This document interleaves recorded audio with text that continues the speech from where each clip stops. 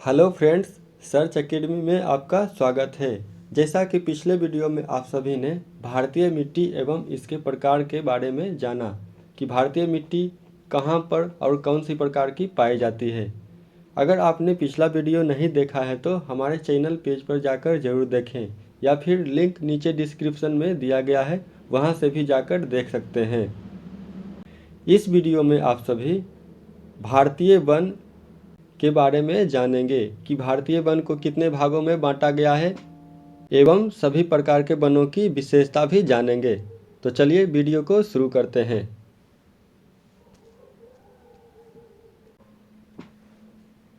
भारत के वन। भारत में 6 प्रकार के वन पाए जाते हैं, यानी भूगोलवेत्ताओं ने भारतीय वन को 6 भागों में बांटा है। चलिए अब उन 6 के नाम भी जान लेते हैं। पहला है सदाबहार वन, दूसरा उष्णकटिबंधीय पर्णपाती वन, तीसरा है उष्णकटिबंधीय शुष्क पर्णपाती वन, चौथा है पर्वतीय वन और पांचवा मरुस्थलीय वन, छठा है दलदली या मैंग्रोव वन। अब चलिए इन सभी को एक एक करके देखते हैं। पहला है सदाबहार वन। सदाबहार वन की विशेषता यह है कि इसमें साल भर में 200 सेंटीमीटर से अधिक वर्षा होती है, यानी सदाबहार वन उसे कहा जाता है जहां 200 सेंटीमीटर से अधिक वर्षा होती है।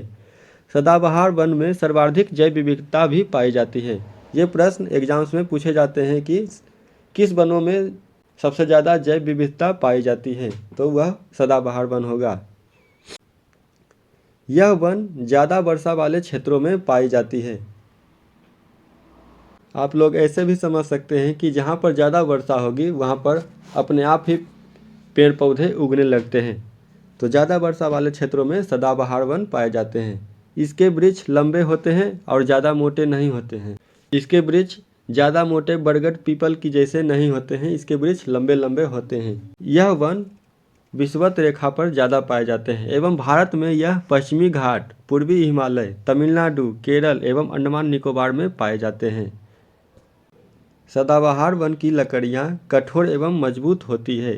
इस वन के कुछ वृक्ष के नाम निम्नलिखित हैं, जैसे कि एग्जाम्स में पूछे जाते हैं कि रोजवुड किस वन के पेड़ के नाम हैं। तो रोजवुड, आयरनवुड, महोगनी, आबूनास, ये सभी सदाबहार वन के वृक्ष के उदाहरण हैं।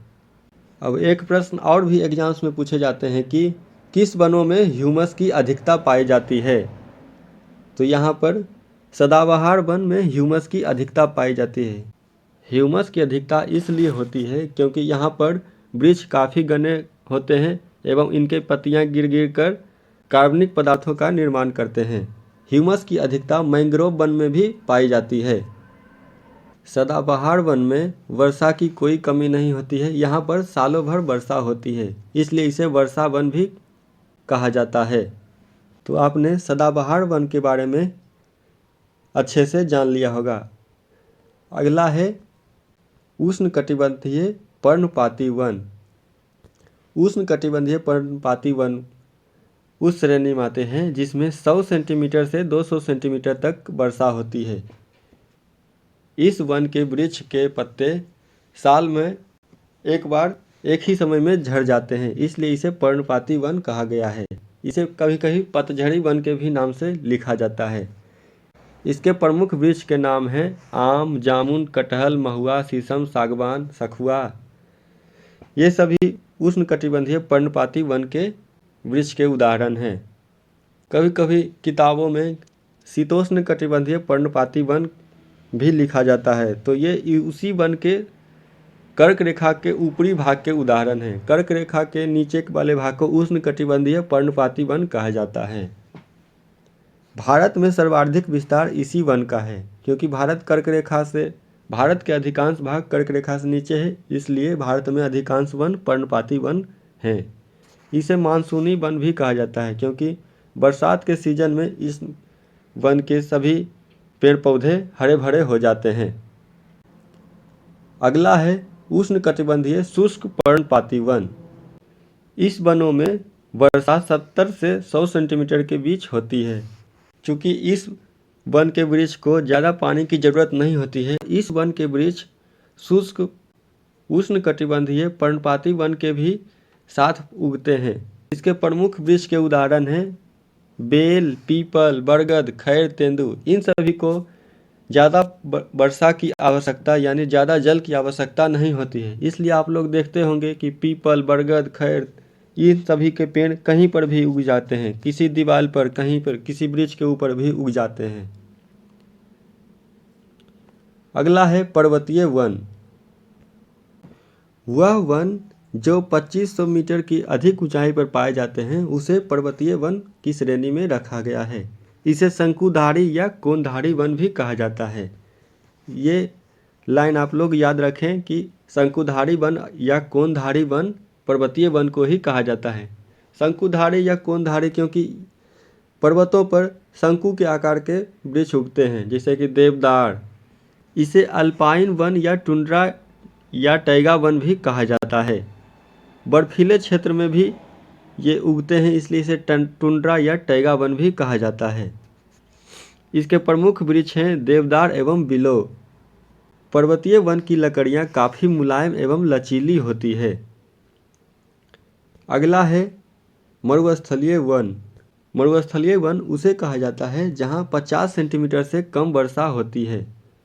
50 सेंटीमीटर से कम वर्षा वाले स्थान को मरुस्थलीय वन कहा जाता है। यह वन भारत में राजस्थान में पाया जाता है। मरुस्थलीय वन में कांटे पाए जाते हैं, यह इसकी विशेषता है। मरुस्थलीय वन में कांटे पाए जाते हैं। मरुस्थलीय वन के कुछ उदाहरण हैं नागफनी एवं बबूल। ये सभी मरुस्थलीय वन के उदाहरण हैं। अगला है दलदली या मैंग्रोव वन। यह वन भारत में सुंदरबन पश्चिम बंगाल के इलाके में पाया जाता है। मैंग्रोव वन के पेड़ पौधे ज़्यादा लंबे नहीं होते हैं और यह सदाबहार वन की तरह दिखाई देते हैं। यह बहुत घने होते हैं, इसलिए यह सदाबहार वन की तरह दिखते हैं। इसकी लकड़ियाँ बहुत मजबूत एवं कठोर होती है।